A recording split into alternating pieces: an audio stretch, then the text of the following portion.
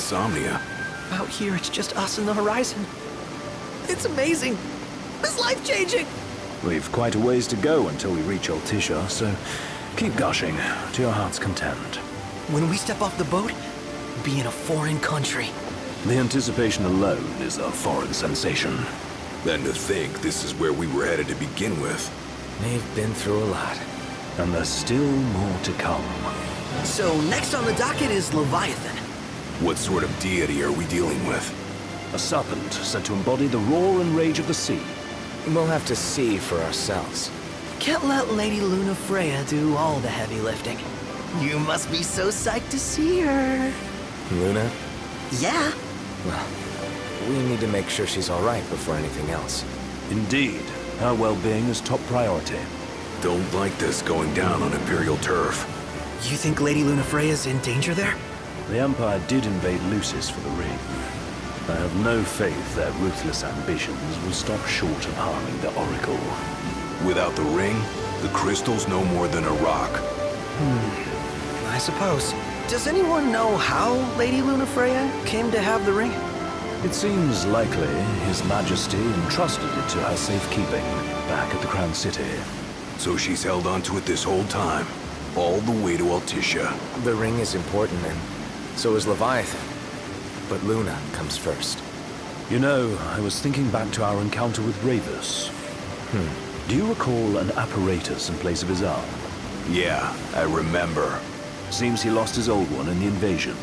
But in its place, he seems to have acquired new power. Power? That would help explain how a son of Tenebrae suddenly came to command Niflheim's army. Now that you mention it, his strength did seem sort of supernatural. I just chalked it up to the Oracle lineage. His ancestry may be part of it, but that alone wouldn't account for his freakish strength. I wonder what could have happened to him. There's a disturbing rumor about Lord Ravus has taken to brandishing His Majesty's sword. My dad's. Then what's the big idea behind that? That his power's the same as the power of kings?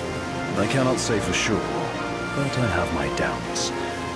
Ravus wears the sword, yet doesn't wield it. For all his newfound powers, he's still the Chancellor's lapdog, holding onto the enemy king's sword like some badge of honor. It might help if we knew what he was after. They'll do so again. But we beat him to the big guy, thanks to our friendly guide. Never know which way that one's gonna move next. The Chancellor has an agenda all his own. Sometimes it helps, like when he called off his army and let us escape. But he was still a creep about it. Well, it feels like he's only helping us because he wants something. I just don't know what. Reckon we'll see him again? Certainly hope not. Not your type? No love lost for phonies. As Gladio said, his actions are motivated not by altruism, but by self-interest. And when he does come to our aid, I see only condescension in his eyes. Yeah, can't argue with that. Ever think you think too much? Sometimes, but it's always preferable to the alternative. Are we there yet? Well, didn't you say you always wanted to go sailing? Yeah, but all this ocean gets kind of bland after a while. Last time I checked, it was amazing and life-changing. So, soon you'll have your old man's ring back. Yeah, when we arrive in Altissia. Good thing. To him, it was his heritage. Is that what my dad said? Carrying a royal line ain't a task to be taken lightly. For a small thing, that ring can sure weigh heavy. After he became king, I only ever saw his face in the paper. Wait, weren't you at the coronation?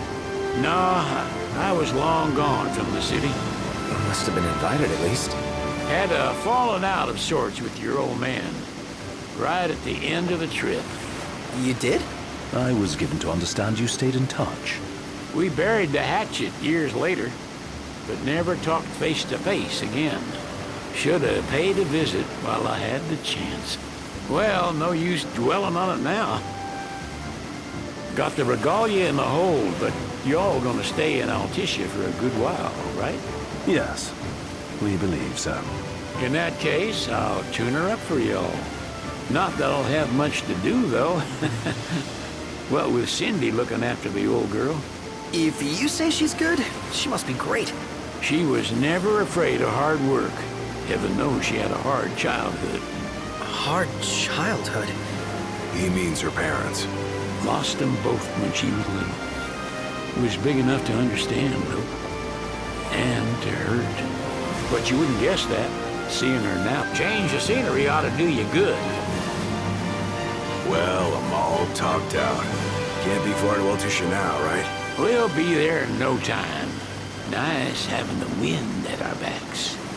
Lodgings are our first order of business. All work and no play? Make Cygnus a dull boy.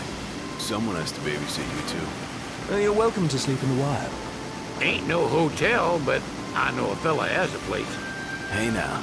Wescombe ran with Reggie and me way back when. Oh, was he the other one in that photo at the garage? Yep, runs himself a diner or a cafe or something. Go and see for yourselves. Sure. Does the place have a name? McGee or Magoo or Mago, that's the one. Nice. You can count on Old Wes. He'll chew your ears off. The government issued a statement promising that the reasons behind awakening the Hydrian would be clarified in the ceremonial address. Got a signal. Delivering the address will be Lady Luna Freya, who was previously reported dead.